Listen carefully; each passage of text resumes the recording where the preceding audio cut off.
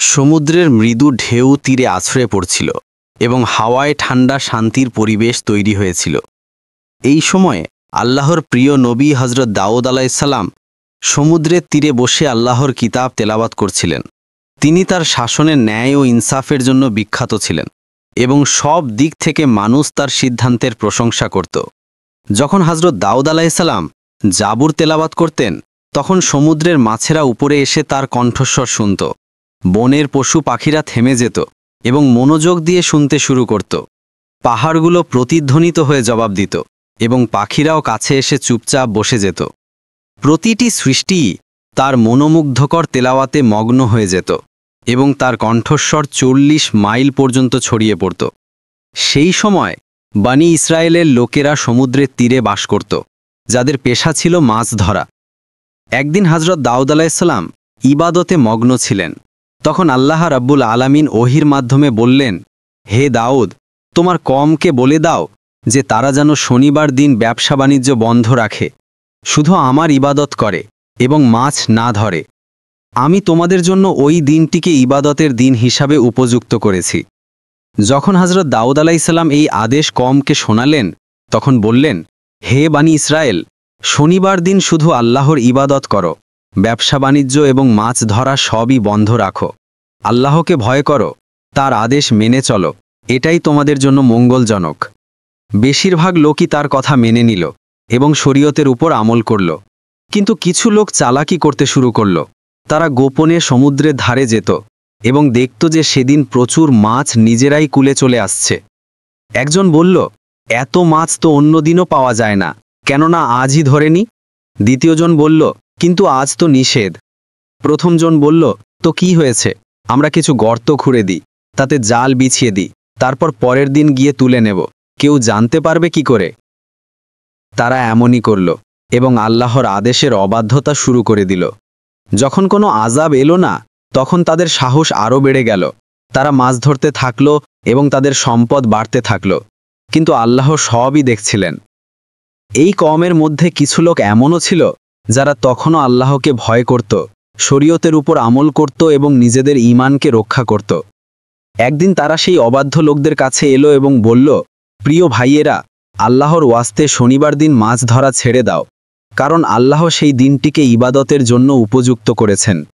যদি তোমরা অবাধ্যতা করো, তবে কোনো আযাব বা বিপদ নেমে আসতে পারে। কিন্তু তাদের মধ্যে এক সর্দার হেসে বলল, আরে ভাই, মাছ ধরার সাথে শরিয়াতের কি সম্পর্ক? এমন আদেশের কথা তো কোনো নবীর যুগেই আসেনি, এর কোনো প্রমাণ নেই, তাই আমরা এই আদেশ মানব না। শনিবার দিন আমরা প্রকাশ্যে মাছ ধরব। হ্যাঁ, যদি নবী দাউদ আলাইসাল্লাম নিজে এর মধ্যে কোনো মঙ্গল দেখাতে পারেন, তবে আমরা মেনে নেব। এরপর কিছু লোক হজরত দাউদ আলাইসাল্লামের কাছে গেল এবং তার সাথে তর্ক করতে লাগল। হজরত দাউদ আলাইসাল্লাম বললেন, আল্লাহ তাআলা তোমাদেরকে তোমাদের লোভ এবং হিংসা থেকে বাঁচানোর জন্য নিষেধ করেছেন, তাই শনিবার দিন মাছ ধরো না, এটাই তোমাদের জন্য ভালো। যখন লোকেরা এই কথা শুনল, তখন তারা ফিরে গিয়ে তাদের সর্দারকে সব জানালো। সর্দার অহংকার করে বলল, নবী দাউদ আলাইসাল্লামের এই কথা মানা আমাদের পক্ষে সম্ভব নয়, তাই আগামী শনিবার দিন তোমরা মাছ ধরা চালিয়ে যাও, ভয় পেও না, কিছুই হবে না। এর আগেও তো আমরা মাছ ধরেছি এবং অনেক ধন সম্পদ অর্জন করেছি। যদি তোমরা আমার কথা শোনো, তবে সবারই লাভ হবে। এই কথা শুনে তারা সবাই খুশি হলো এবং আনন্দে নিচে উঠল। পরের শনিবার দিন হাতে গোনা কয়েকজন লোক ইবাদতের জন্য হজরত দাউদ আলাইসাল্লামের কাছে এলো, অথচ বেশিরভাগ লোকই ভোরবেলা সমুদ্রের দিকে মাছ ধরতে চলে গেল। তারা সারাদিন খুশি মনে মাছ ধরল এবং তারপর সেগুলিকে বিক্রি করে অনেক সম্পদ কামালো। রাতে সবাই নিজেদের ঘরে ফিরে গেল। পরের দিন সকালে যখন কিছু লোক ইবাদতের জন্য যাচ্ছিল, তখন তারা দেখল যে পুরো এলাকা নীরবতায় ডুবে আছে। একজন অন্যজনকে জিজ্ঞাসা করল, ভাই, আজ এত নীরবতা কেন? ওরা কি আজ মাছ ধরতে যায়নি? দ্বিতীয়জন বলল, আমারও কিছু বোধগম্য হচ্ছে না। প্রতিদিন তো তারা হই হুল্লোড়ের সাথে সমুদ্রে যেত, কিন্তু আজ সবাই চুপচাপ। এমন দৃশ্য আমরা কখনো দেখিনি। চলো গিয়ে দেখি। তারা সবাই কাছের একটি বাড়িতে প্রবেশ করল এবং যে দৃশ্য দেখল তাতে তাদের নিঃশ্বাস থেমে গেল। তারা দেখল যে পুরো একটি দল বড় বড় বানরে রূপান্তরিত হয়েছে। সেই বানরগুলি মাটিতে গড়াগড়ি খাচ্ছিল এবং যখনই মানুষদের দেখল, ছুটে এসে তাদের পায়ের কাছে পড়ে গেল এবং হাউমাউ করে কাঁদতে লাগল। সেই সময় কয়েকজন মহিলা এলো এবং বলল, গতকাল এই লোকেরা নিষেধ করা সত্ত্বেও লোভে পড়ে মাছ ধরেছে। আল্লাহ রাব্বুল আলামিন শনিবার দিন মাছ ধরতে নিষেধ করেছিলেন, কিন্তু এরা তা শোনেনি। আল্লাহ এবং তার নবীর অবাধ্যতার ফলস্বরূপ এরা সবাই বানন হয়ে গেছে।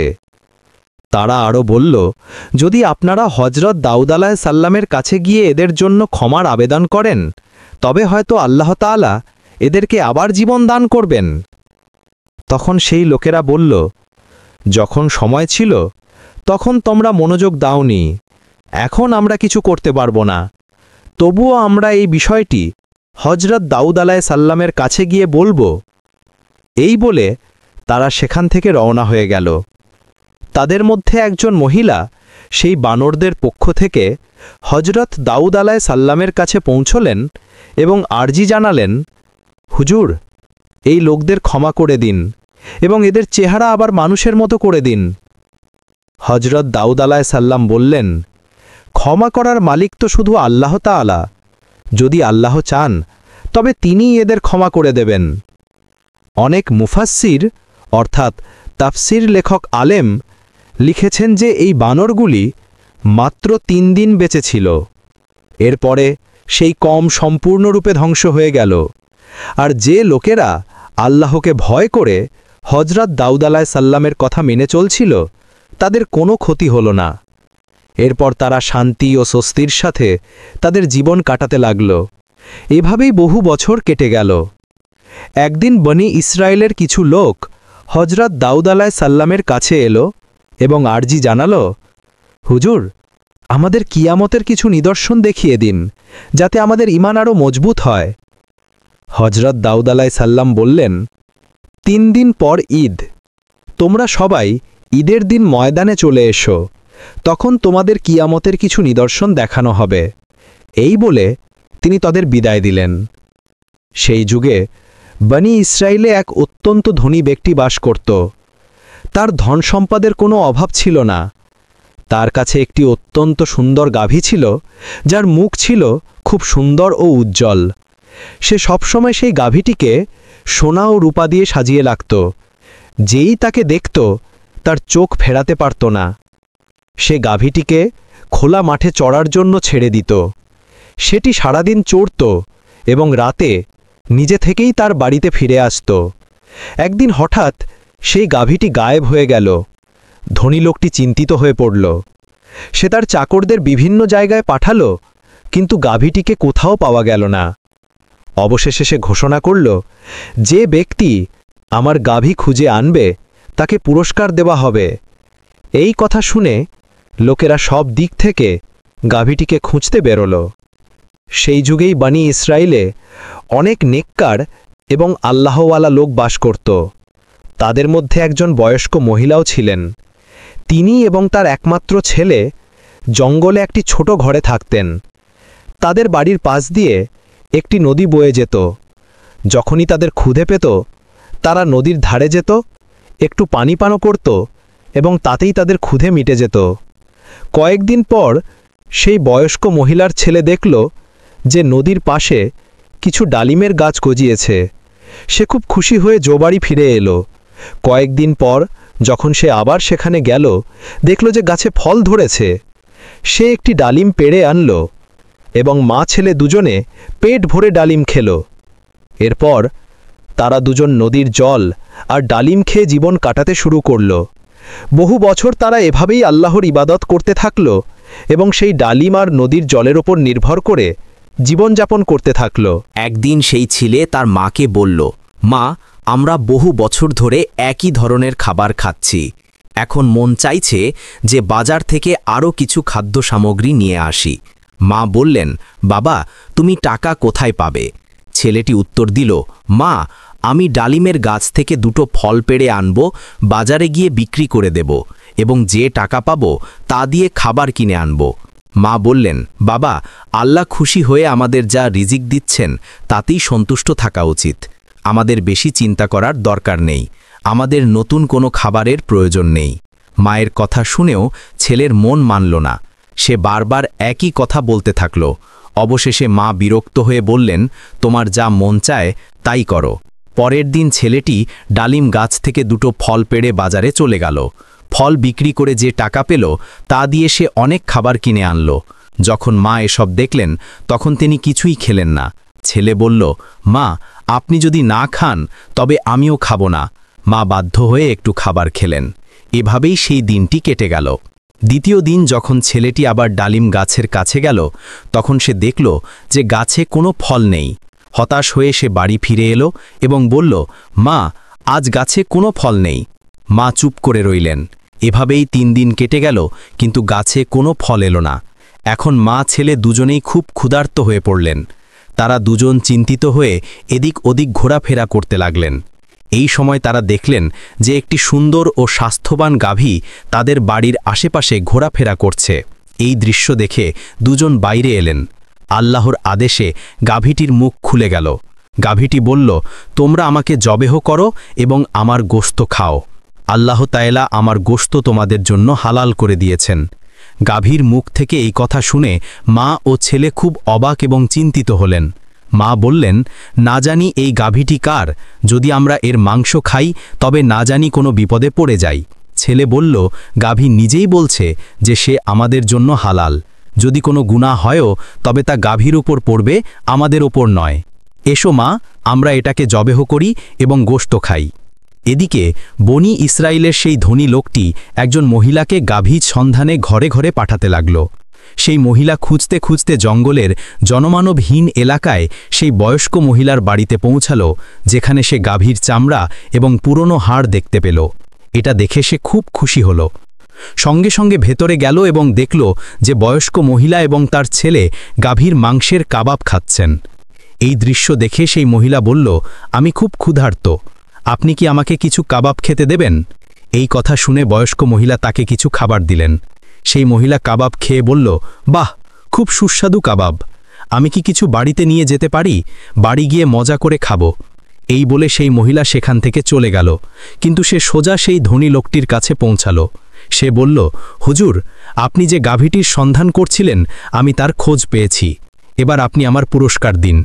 ধনী লোকটি বলল, কোথায় আমার সেই মূল্যবান গাভী? মহিলা বলল, আপনার গাভী আর জীবিত নেই, কিন্তু আমি বলতে পারি কে তাকে নিয়েছে। ধনী লোকটি অবাক হয়ে বলল, বলো, তারা কারা?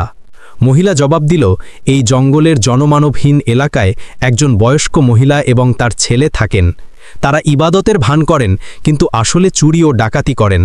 তারা আপনার গাভীটিকে জবেহ করে তার মাংস খেয়ে ফেলেছে। তার চামড়া ও হাড় এখনও তাদের বাড়ির বাইরে পড়ে আছে। এটাই প্রমাণ। আপনি দ্রুত আপনার লোক পাঠিয়ে তাদের গ্রেফতার করান। এই কথা শুনে ধনী লোকটি দেরি না করে সোজা হজরত দাউদ আলাইহিসসালামের কাছে পৌঁছাল এবং পুরো ঘটনা খুলে বলল। হজরত দাউদ আলাইহিসসালাম বললেন, তোমরা যাও, সেই বয়স্ক মহিলা এবং তার ছেলেকে এখানে নিয়ে এসো। কিছুক্ষণ পর যখন হজরত দাউদ আলাইহিসসালাম ইবাদতখানায় ছিলেন, হঠাৎ হজরত জিব্রাইল আলাইহিসসালাম উপস্থিত হলেন। তিনি বললেন, হে দাউদ আলাইহিসসালাম, বনি ইসরায়েলের এই ধনী লোকটির অভিযোগের পেছনে একটি বিরাট রহস্য লুকিয়ে আছে। তারপর হজরত জিব্রাইল আলাইহিসসালাম আসল ঘটনা বর্ণনা করলেন।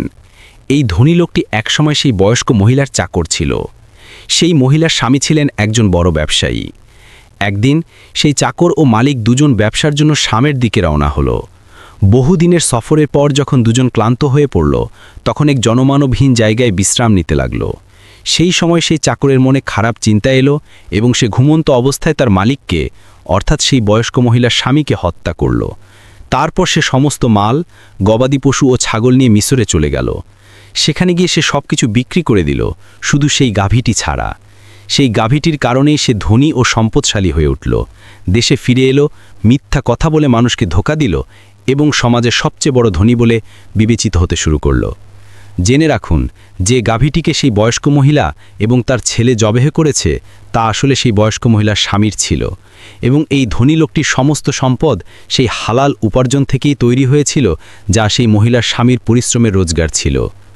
অতএব হে দাউদ আলাইহিসসালাম, এখন আপনি এই পুরো ঘটনাটি সামনে রেখে ইনসাফের সাথে ফয়সালা করুন।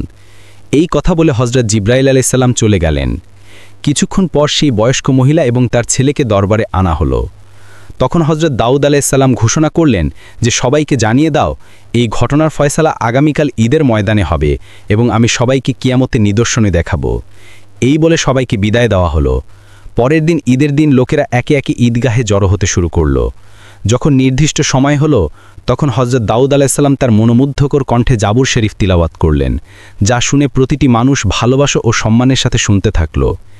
এরপর হজরত দাউদ আলাইহিসসালাম সেই ধনী ব্যক্তি, বয়স্ক মহিলা এবং তার ছেলেকে সামনে ডাকলেন। হজরত দাউদ আলাইহিসসালাম ধনী ব্যক্তিকে বললেন, বৃদ্ধ মহিলা ক্ষুধার তাড়নায় তোমার গাভীটিকে জবেহ করে খেয়ে ফেলেছেন। তাদের কষ্ট দূর করা আমার কর্তব্য ছিল, কিন্তু আমি সময়মতো এই কাজটি সম্পন্ন করতে পারিনি বাইজার কারণে তারা তোমার গাভীটিকে জবেহ করতে বাধ্য হয়েছে, তাই তুমি তাদের ক্ষমা করে দাও। ধনী লোকটি বলল, না, আমি ক্ষমা করব না। আমাকে না জানিয়ে আমার প্রিয় গাভী চুরি করে খেয়ে ফেলা হয়েছে, আপনি এর ইনসাফ করুন। হজরত দাউদ আলাইহিসসালাম বললেন, আচ্ছা, তাহলে আমি তোমাকে গাভীটির দাম এবং তার উপযুক্ত ক্ষতিপূরণ দিয়ে দিচ্ছি, এখন তুমি তাদের ক্ষমা করে দাও। ধনী লোকটি বলল, আমি ক্ষমা করার জন্য নয়, বরং ইনসাফের জন্য এসেছি। ঠিক সেই সময় হজরত জিব্রাইল আলাইহিসসালামের কণ্ঠস্বর শোনা গেল, হে দাউদ আলাইহিসসালাম, এই ধনী ব্যক্তি বারবার ইনসাফের দাবি করছে, তাই আপনি ইনসাফ অনুযায়ী ফয়সালা করুন।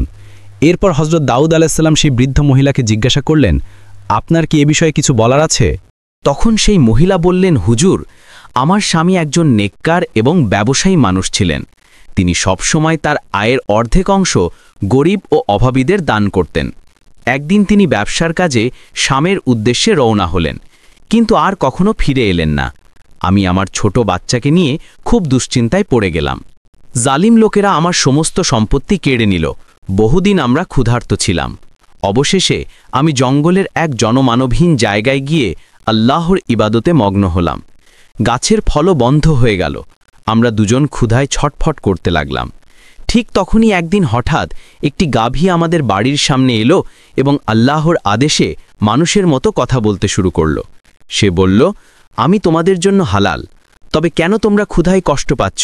আমাকে জবেহ করো, আমার গোস্ত খাও, আল্লাহ আমাকে তোমাদের জন্য পাঠিয়েছেন। এই কথা শুনে আমরা আল্লাহর নাম নিয়ে গাভীটিকে জবেহ করলাম এবং তার মাংস কাবাব বানিয়ে খেলাম।